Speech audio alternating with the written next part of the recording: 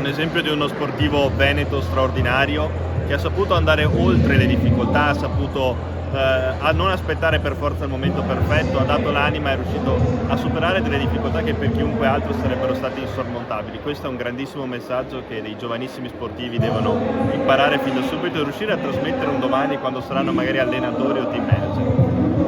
Io tenevo un esempio di come lo sport possa andare a braccetto con la scuola.